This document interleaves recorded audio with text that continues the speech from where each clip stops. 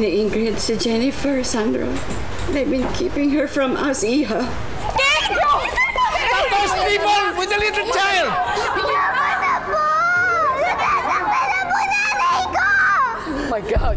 My God, she's having a nervous breakdown! Kate, ano ba? Natatakot na si Jennifer. No! You're not taking away my son! Kita na lamang tayo sa police station. I need you to be strong. Ako ang nanay mo. Ako lang at wala ng iba. Ang good news, napigilan nila si Ingrid na hindi matangay si Jennifer.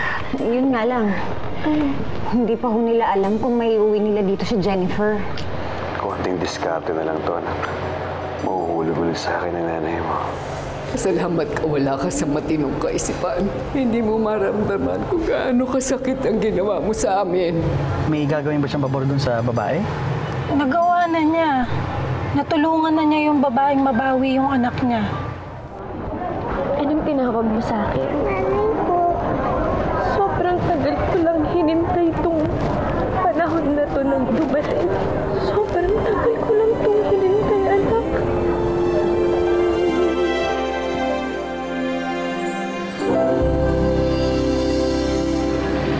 I'm sorry. Kilala ko kasi yung mga Montreal eh. May atraso sila sa akin. Medyo hindi ko nagustuhan yung binalita mo eh. May atraso sila sa'yo? Paano? Sana natin pag-usapan. Mabuti pa, umuwi ka na. Baka hinahanap ka na ni Silvia. Akala ko ba mag-uusap pa tayo? Teka, ba't mo alam ang pangalan niya? Hindi ba nabanggit mo sa akin kahapon? Nung nagkukwentuhan tayo. Ihatid na kita sa kanto malapit sa inyo. Gabi na rin kasi. Baka makalata na yung boyfriend mo. Pero, tawagan kita.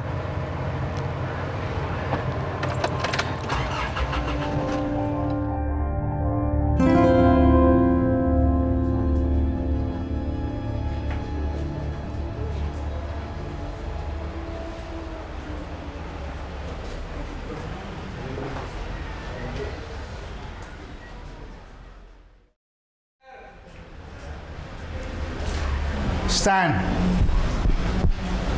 Dad, ba't niyo ako pinapunta rito? May nangyari ba kay Jennifer? Jennifer is okay. It's Kate. Kate?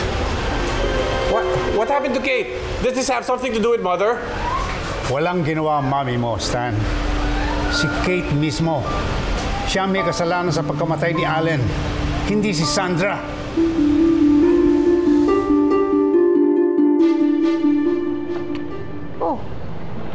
O ano? Naku, pwede. Ngumiti ka naman dyan, ano? Nandiyan dyan na yung apo mo. At saka, anong malay mo? Baka isang araw biglang magbalik na lamang si Jacob. Oh. Alam ko na. Si Enrique na naman ang pinoproblema mo, ano? Okay na kami. Okay na kayo? Oo. Okay. Ako na lang palang ang malamig ang Pasko. Ano pinagsasabi mo dyan? Ha? Wala. Sabi ko kung anong naiisip mo. Gusto ko pagbayaran ni Ingrid Spencer Lobrigat ang mga ginawa niya sa atin for all the pain and sufferings that we went through because of her. Dapat sa kanya an eye for an eye. Ana? Hindi ka naman ganun, ano? Hindi ka pwede gumanti dahil hindi mo ugali yon. Ako pa! Ako pa! Nagigil na ako at gusto ko nang upakan yung magmanugang na yon. Ay, nako! Kung pwede lang, yung dalawang leg na yun, naku, pipilipitin ko na, naiinis na ako talaga.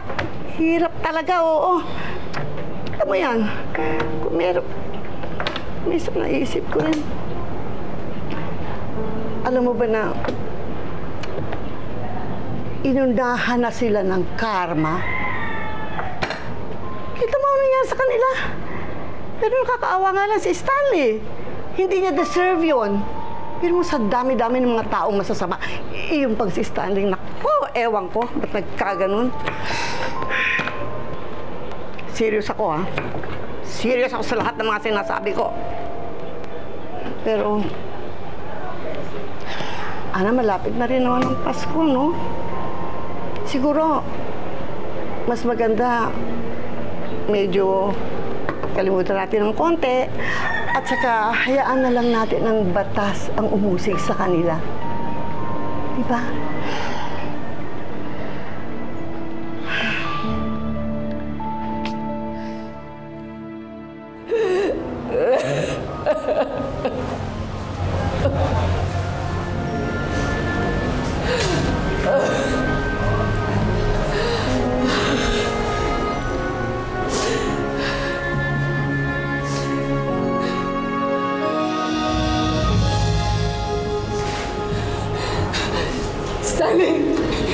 Stanley, Azarabe, please help me, get me out of here. Ayoko makulong dito, Stanley, ayoko makulong dito. Ayoko makasama yung babaeng yan. Please, Stanley, please.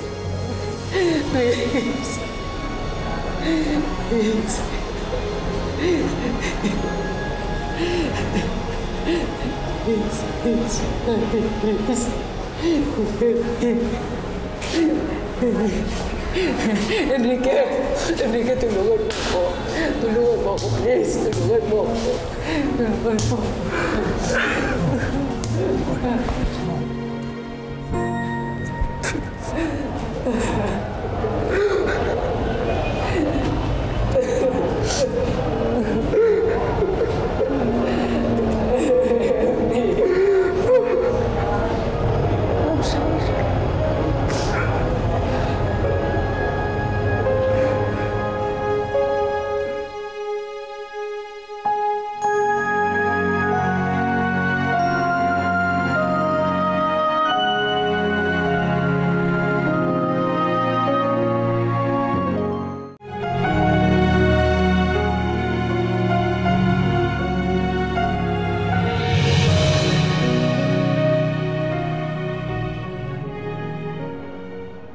Anak, di ba sinabi ko na matulog ka na?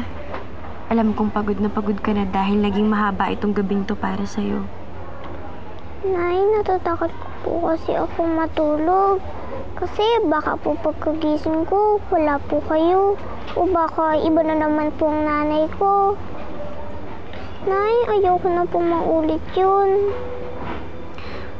Huwag ka mag-alala, Jennifer. Minsan ka nang nawala sa akin. Kaya hindi ako papayag na maulit-ulit yun. Nay, alam niyo po, noon lagi ko po sinasabi na sana kayo na lang po ni Tito Jacob ang mga magulang ko. Buti na lang po, totoo yun, no? Oo naman. Dahil alam mo, anak, wala rin kaming ibang pinanganap na maging anak kung hindi ikaw. Sayang, Nay. Kung kailan po ako nandito, si Daddy Jacob naman po wala. Nasaan po ba siya? Sabihin niyo po nandito na ako. Uwi na po siya. Hayaan mo, anak. Kung meron man akong paraan para pabalikin dito ang Daddy Jacob mo, gagawin ko. Pangako yan.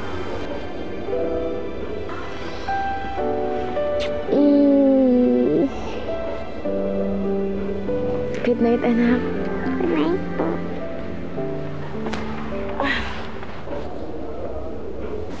Inay, nasaan po si Tatay Manny? Bakit wala po siya dito? Kamusta daw siya? Kamusta yung pangangatawan niya? Mataba ba siya? Kamusta naman yung kalagayan niya doon? Sino daw nagdala sa kanya kay Ingrid? Hindi rin niya alam. Pero iniimbestigahan na ng mga pulis ang lahat ng anggulo. Basta, masaya na kami nang nakita na namin si Jennifer. Ako din. Masaya ako na nakabalik tayo sa inyo. Actually, kahit hindi na nga kami magkita malaki lang pasasalamat ko sa Panginoon na wala nangyaring masama sa kanya.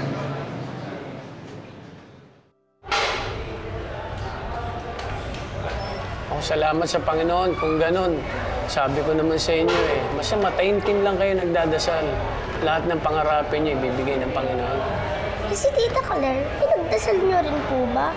Kasi parang ipagkaloob po siya sa inyo Tun. Ikaw talaga, Pilyo, kang bata ka. Naalala ko tuloy nung bata ako. Ganyan-ganyan ako kapili. Makulit nga din po to Nga pala, si Tita Claire niyo, bakit di niyo kasama? May inaaskaso lang po siya. Kayo naman po, miss niyo po siya agad. Ayos! Ayos po ba? Tingnan mo itong batang to. Talaga napakapilyo mo, no? Ayos, Inasahan namin talagang darating ka ngayong Pasko. Kaya ayan, inipon namin lahat ng mga regalo. Kasi magbukas ka na. Okay na ba yan? Siyempre naman po. Uy! Sama na. Ganda yan. Sana ako rin.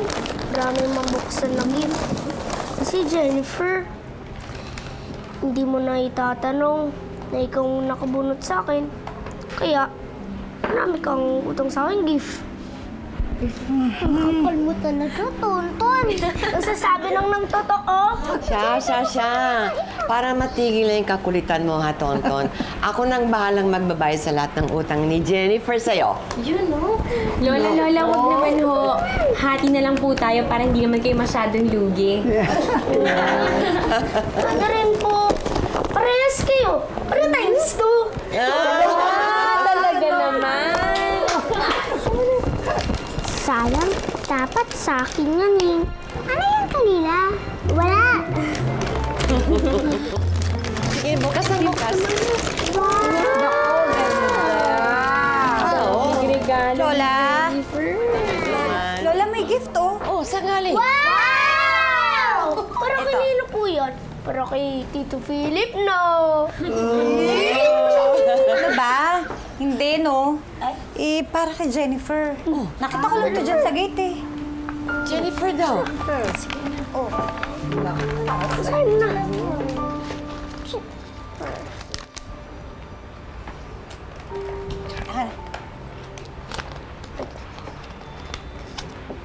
Welcome home, Jennifer. From Simeon. Simeon? Ay, Diyos mio. Akin na. Huwag mong hawakan. Pa-inspect muna natin sa mga pulis. Mahirap. Sandra, lilinawin ko lang sa'yo. Kahit ano pang tulong ang ginawa sa atin ng Simeon na yon, hindi siya kaibigan. Malinaw naman po yun, Lola. At bawal magpaligaw sa kanya. Naniligaw po ba siya sa inyo? Ako, Jennifer, huwag kang mag-alala. Kasi kahit ano man ang mangyari, busted yan.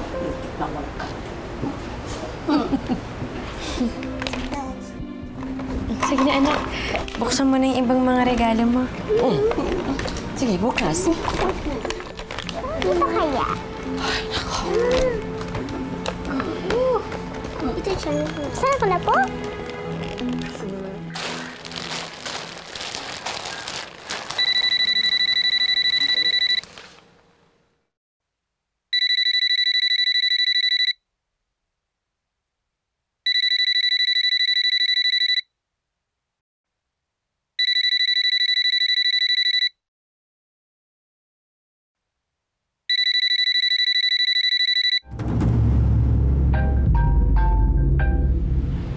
Sino may saya pwede mong pakilaman yung gamit ko?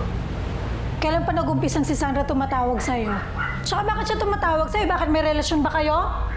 Ano kailangan ko pa ipaliwanag kung sino tumatawag sa akin? Ikaw ang prane. Kung magkakabalikan kami, ikaw una makakaalam. Sige, lumabas ka na, bibisa ka. Kaya labas.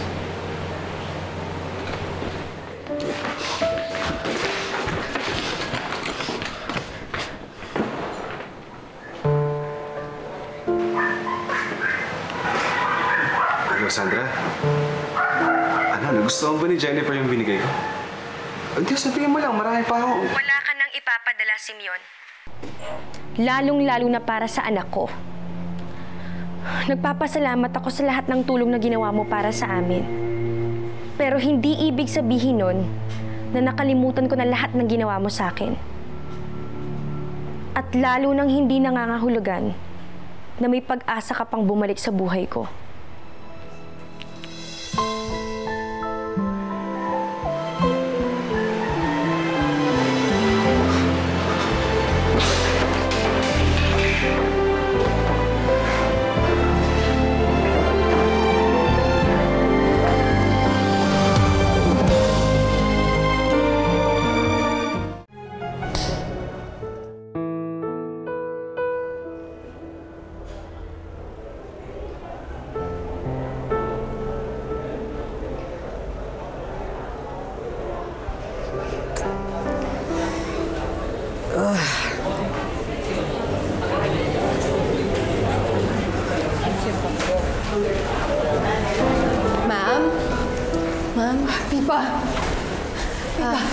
Ma'am, napiyasahan ko na po kayo. Pwede na po kayo makalabas.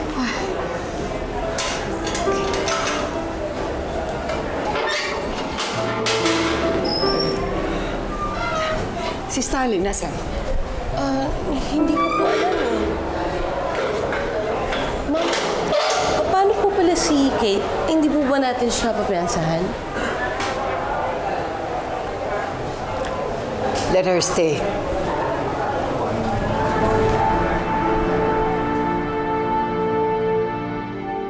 Ayan ha, kahit ano pang magusto mo dito sa mga paninda ko, pwede mo nang kunin. Regalo ko yan, ha? Regalo ng lola sa'yo, apo. Kaya lang, pasensya ka na ha. Hindi masyadong, kasi mahal yung mga binibigay sa'yo ng peki mong lola. Lola Ingrid na yun. Lola, hindi naman po ako tumitingin sa presyo. Makasama ko lang po kayo. Okay na po yun eh. Naku naman, kabait-bait naman talaga itong aking apo. Sobrang bait. May hiniling na po ako kay Inay. Special request lang po yun. Talaga? Ano bang hinihingi sa'yo? Lola Ana, malalaman din po niyo kung ano yung special request niya na yun. Parang regalo ko na rin ho yun para sa sarili ko. Para rin kahit paano ay matahimik yung kalooban ko. Kumbaga, konting peace of mind na rin po yun para sa akin. Alam ko na kung ano yun. Okay lang. Sino yan?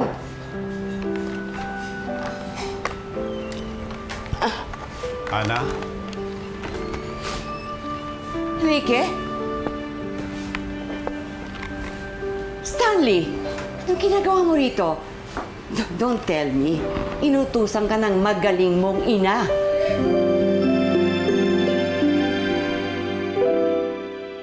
Daddy, Tita Stanley. Kamusta na po si Tita Kate? She's not okay. The truth is we're all not okay. I shouldn't even be here. Dapat kasama ko yun si Kate na nakakulong. Nanihimik lang ako nang malaman kong nasa amin si Jennifer. Sandra, I'm really sorry. Sa lahat ng ginawa ni Mother at ni Kate. Doña Ana, ako na po ang humingi ng tawad sa inyo.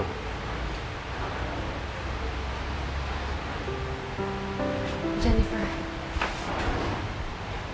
Nay, nakakaawa naman po siya. Mahal niya lang naman po si Tita Kate. Hindi naman po niya gusto na magsinungaling eh. Jennifer, napakabata mo pa. Marami ka pang hindi nauunawaan. Please, Stanley, kung nagpunta ka rito, para hindi na namin sampahan ang kaso nanay mo. I'm so sorry, pero tuloy pa rin ang kaso, kahit ano pang mangyari. Naiintindihan ko po yun, Doña Ana. At handa po akong tanggapin kung ano mang kaparusahan naghihintay sa amin. Gusto ko lang po humingi ng tawad sa inyo. Dahil alam ko po kung nabubuhay pa si Allen, ito yung gugustuhin niyang gawin ko. Ana, nakikiusap ako sa'yo. Alang-alang sa anak ko. at maging sa apo kong yumauna. Tanggapin mo na ang paghingi ng tawad ni Stanley.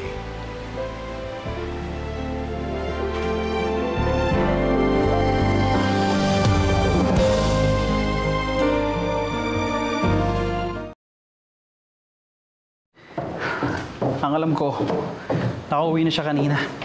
Nakapagpiyansa. Sa tingin niyo, boss, ikinanta ka niya? Bobo ka ba? Kung ganun, hindi dapat may warrant of arrest na ako. Di ba? Takot lang niyang sabihin kong lahat ng mga ginawa niya para bumagsak si na Lola Ana eh. Kung ipakukulong niya ako, isasama ko siya. Kung ganun pala eh. Safe naman pala kayo, boss eh. Kailangan pa rin makasiguro. Mahirap na. Kailangan ko ang pera ni Ingrid eh. Pero mas kailangan ko siyang manahimik.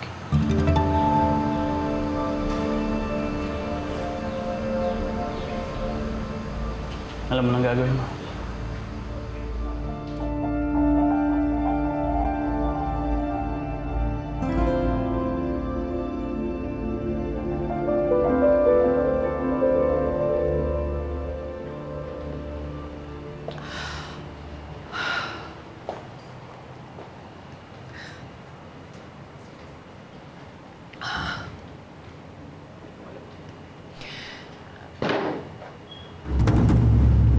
Sino yan? Josie? Ben?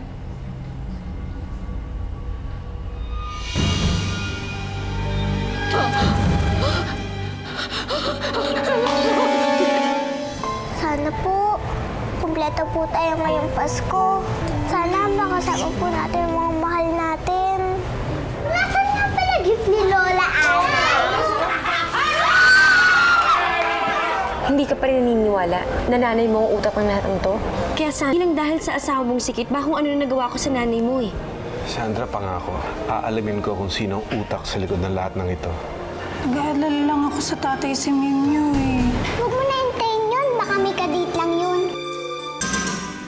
Masaya po ako na patawad niyo na po si Tito Stanley. At lalo na po na-excite po ako sa special request ko. Kailan po ba yung matutuloy? Ready ka na ba sa special request mo? Opo, Nay. Handa na po ako. Anak!